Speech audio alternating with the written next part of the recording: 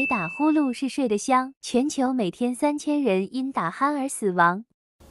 你知道吗？全球每天有3000人因为打鼾而死亡。你见过下面这些人吗？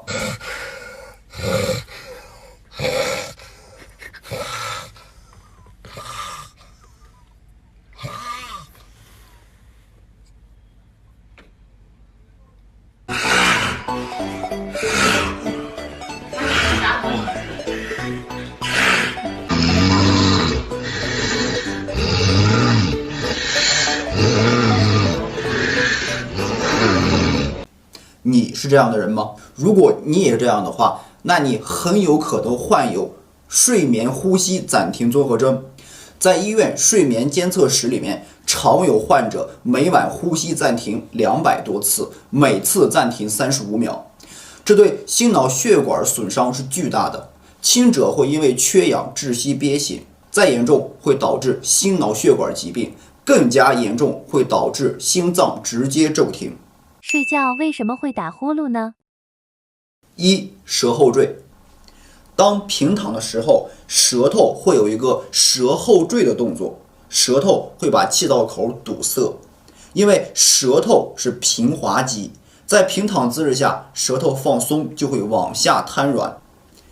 打呼噜患者舌头过于无力，也就是舌肌无力。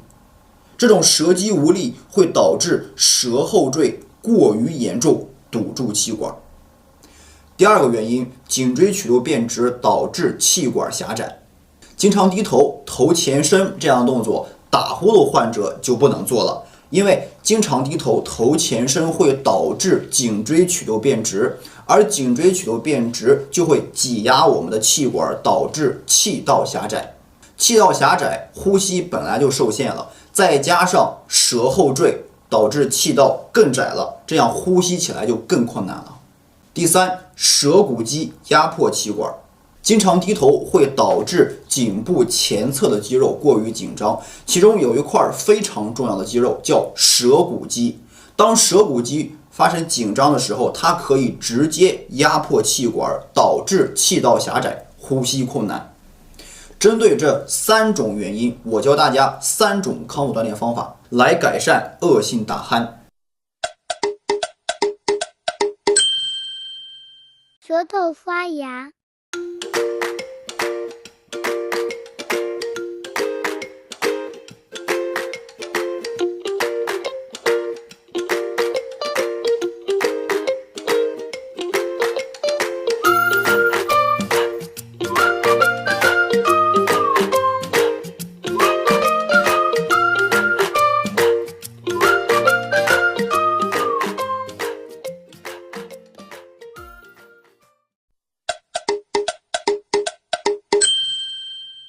拉伸舌骨肌。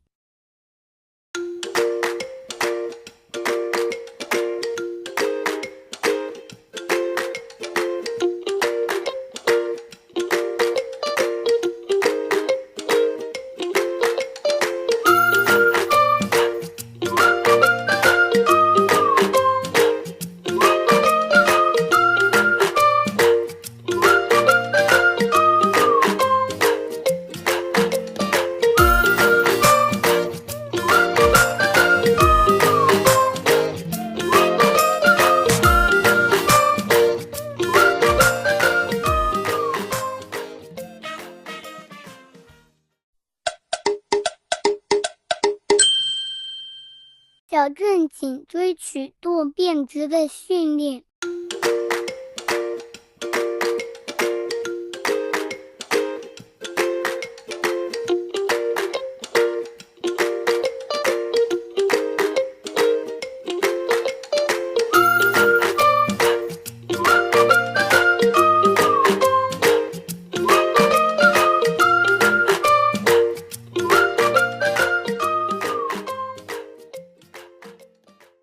难道所有打鼾都是病吗？